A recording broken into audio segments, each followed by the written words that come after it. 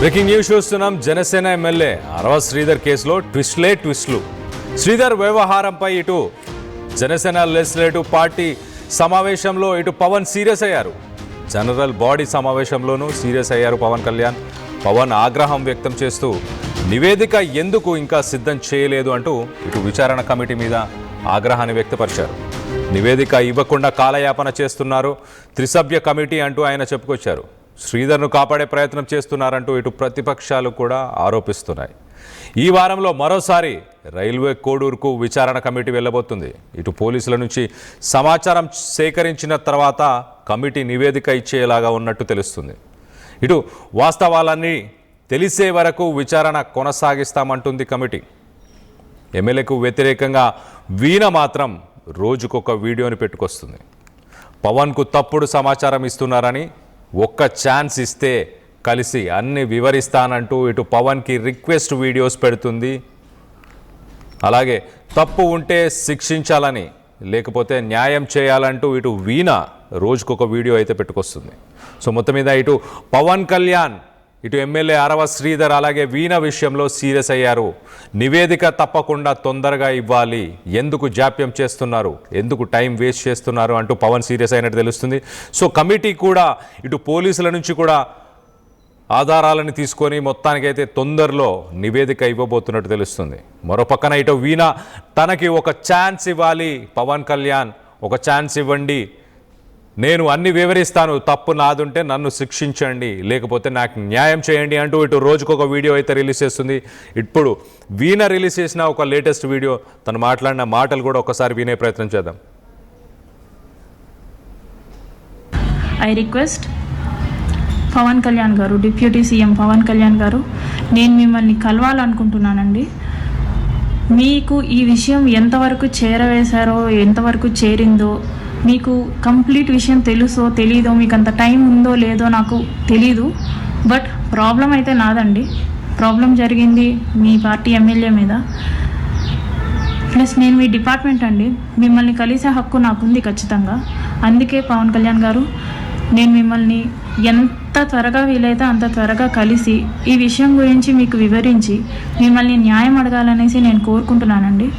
దయచేసి ఈ వీడియోని పవన్ కళ్యాణ్ గారికి రీచ్ అయ్యేటట్టు స్ప్రెడ్ చేద్దాం. నా విషయంలో న్యాయం లేకపోతే నాకే శిక్ష పడుతుంది, అది నేను ఒప్పుకుంటాను. ఒకవేళ నా విషయంలో తప్పు నాదే అయితే నేను శిక్ష వేయించుకోవడానికి రెడీగానే ఉన్నాను. కానీ పక్క వాళ్ళ దగ్గర నుంచి ఈ నాగేంద్ర ఇలాంటి సోసో క్యాండిడేట్స్ ఉన్నారు కదా, వాళ్ళ నుంచి మాటలు పడాల్సిన అవసరం అయితే నాకు లేదు పవన్ కళ్యాణ్ గారు. అందుకే నేను మిమ్మల్నే కలవాలనుకుంటున్నాను, మీకే విషయం చెప్దాం అనుకుంటున్నాను. ఒకవేళ నాది తప్ప అంటే నన్ను చంపేయండి, నేను చావడానికైనా సిద్ధంగా ఉన్నాను.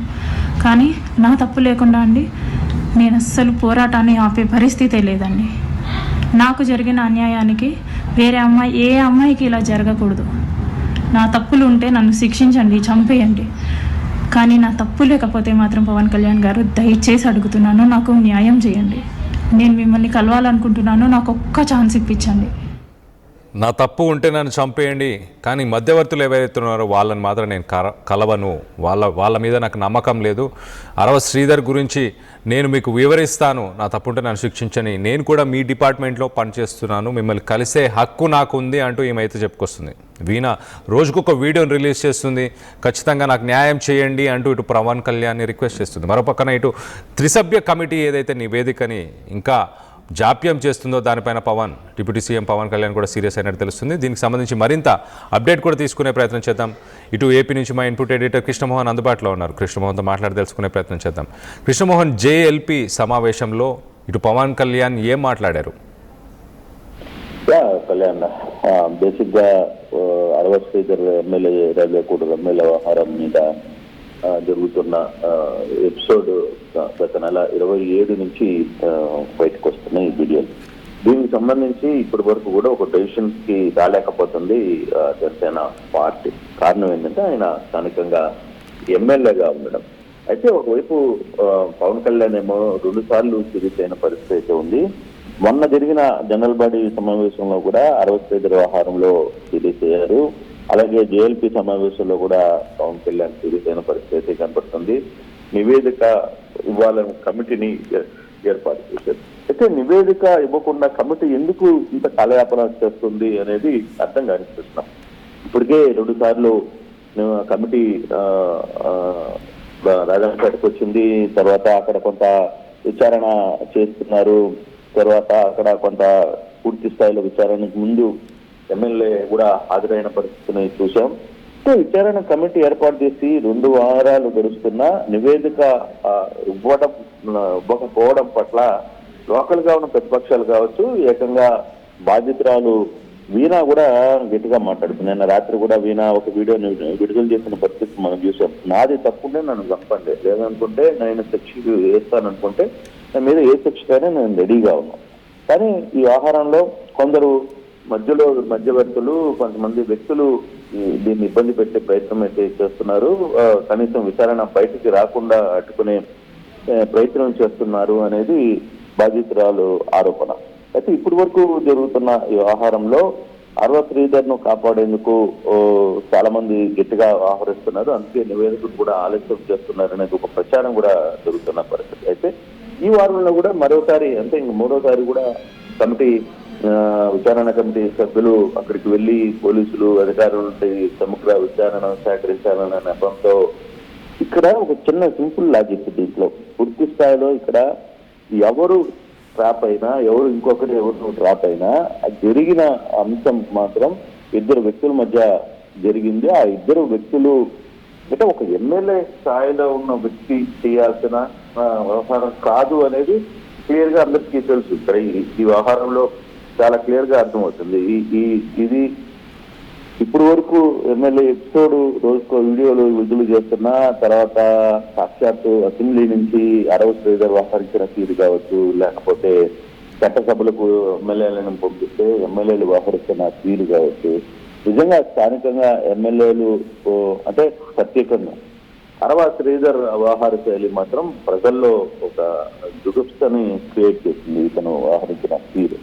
సో అది ఎవడైనా కావచ్చు, కానీ దాని మీద చర్యలు తీసుకోవడంలో మరి కమిటీ ఎందుకు విచారణ చేస్తోంది, లేకపోతే తాను డ్రాప్ చేసిందా, ఇతను డ్రాప్ చేశాడా అనే వ్యవహారం పక్కన పెడితే 2 మధ్య జరిగిన సంఘటన ఇది చాలా రోజులుగా జరిగింది. కొన్ని సంవత్సరాల పాటు ఒక ఎమ్మెల్యే ఒక మహిళతో వ్యవహరించిన తీరు పట్ల ఎందుకో జనసేన పార్టీ నిర్ణయం తీసుకోవడంలో కావచ్చు, లేకపోతే ఒకవైపు పవన్ కళ్యాణ్ 2 సార్లు సిరీస్ అయినప్పటికీ కూడా కింద స్థాయి కమిటీ, కింద స్థాయిలో నాయకులు అరవ శ్రీధర్ని కాపాడే ప్రయత్నం చేస్తున్నారు అనేది చాలా క్లియర్ గా అర్థమవుతుంది. ఇక్కడ అమ్మాయి చెప్పిన దాంట్లో కూడా అదే మాట క్లియర్ గా చెప్తుంది. అవసరమైతే నేను పవన్ కళ్యాణ్ కూడా కలవాలి, నాకు అవకాశం ఇప్పించండి అని చెప్పి చెప్తాను.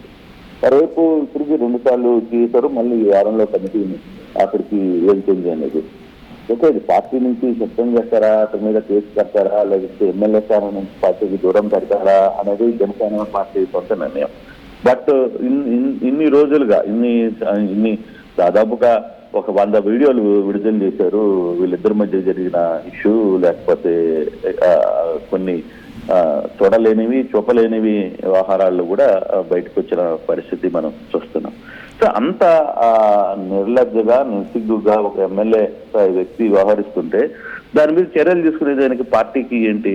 పార్టీ అధినేత చాలా క్లియర్ గా స్పష్టంగా చెప్తున్నాడు, ఈ అటువంటి వ్యవహారాన్ని చాలా సీరియస్ గా తీసుకుంటామని చెప్పి ఆయన చాలా సీరియస్ గానే వ్యవహారాన్ని నడుపుతుంటే కింద స్థాయి వ్యక్తులు ఎందుకు వ్యవహారాన్ని కొంత సైలెంట్ చేసే వ్యవహారాన్ని నడుపుతున్నారు అనేది చేయొచ్చు. దీంట్లో ఇద్దరు వైపు తప్పు ఉంది. డెఫినెట్ గా ఆ అమ్మాయి వ్యవహరించిన శైలి, లేకపోతే ఎమ్మెల్యే వ్యవహరించిన శైలి, ఈ రెండిట్లో పబ్లిక్ అయితే కొంత అసహ్యంగా మాట్లాడుకుంటున్న పరిస్థితి కూడా ఉన్న నేపథ్యంలో మరి ఇప్పటికైనా విచారణ ఈ వారంలో అయినా కమిటీ పూర్తి చేసి దీని మీద సీరియస్ గా యాక్షన్ తీసుకుంటుందా, లేకపోతే మమ్మ అనిపిస్తారా అనేది ఇక జనసేన పార్టీకి, అది పార్టీ ఇంటర్నల్ కి సంబంధించిన వ్యవహారం కాబట్టి ఆ వ్యవహారం ఏ విధంగా ముందుకు వెళ్తారో చూడాల్సిన పరిస్థితి ఉంది. Kalyan. Right Krishnamohan, thanks for the latest update. మొత్తం మీద ఇటు ఎమ్మెల్యే అరవ శ్రీధర్ అలాగే వీణా ఇష్యూలో త్రిసభ్య కమిటీ ఎందుకు నివేదికని ఇంకా ఆలస్యం చేస్తుంది అంటూ ఇటు డిప్యూటీ సీఎం పవన్ కళ్యాణ్ 2 సార్లు, ఇటు జనరల్ బాడీ మీటింగ్లో కూడా ఆయన ఇదే మాట మాట్లాడారు. సో మొత్తం మీద మరి త్రిసభ్య కమిటీ మాత్రం ఇటు పోలీసుల నుంచి ఆధారాలన్నీ తీసుకున్న తర్వాత దానికి సంబంధించిన నివేదికని ఇవ్వబోతున్నట్టు తెలుస్తుంది. మరి ఎమ్మెల్యే అరవ శ్రీధర్ని తప్పిద్దామన్న ఉద్దేశం ఏమైనా పార్టీకి సంబంధించిన నాయకులకి, అలాగే త్రిసభ్య కమిటీలో ఉన్న వాళ్ళకి ఏమైనా ఉందా? ఇటు వీణ మరో పక్కన వాదిస్తుంది. ఖచ్చితంగా ఈ మధ్యవర్తులు ఎవరైతే ఉన్నారో వాళ్ళందరూ కూడా ఆయనని సేవ్ చేసే ప్రయత్నం చేస్తున్నారు. నాకు ఒక అవకాశం ఇవ్వండి డిప్యూటీ సీఎం పవన్ కళ్యాణ్ గారు, నేను కూడా మీ డిపార్ట్మెంట్లోనే వర్క్ చేస్తున్నాను, మిమ్మల్ని కలిసే హక్కు నాకుంది, ఒకవేళ నేను తప్పు చేసుంటే కనుక నన్ను చంపేయండి అంటూ తను చెప్పుకొచ్చే ప్రయత్నం చేస్తుంది. కానీ మనం మొత్తం మీద ఇటు గమనిస్తే గడిచిన కొన్ని రోజులుగా దాదాపు ఒక 100కు పైగా ఇటు వీడియోస్ అయితే ఇటు వీణ రిలీజ్ చేసుకుంటూ వచ్చింది. దాంట్లో ఇటు వాళ్ళిద్దరి మధ్యలో ఉన్న రిలేషన్షిప్ బాండేజ్, వాళ్ళిద్దరి మధ్యలో ఉన్న ఆ రిలేషన్షిప్ బాండేజ్ అవన్నీ కూడా చాలా క్లియర్గా అర్థమవుతున్నాయి, కనిపిస్తున్నాయి. Local to global news at your fingertips. మీ చేతిలో ఒక ఆయుధం. Download Raw TV app. Media legend Ravi Prakash is back.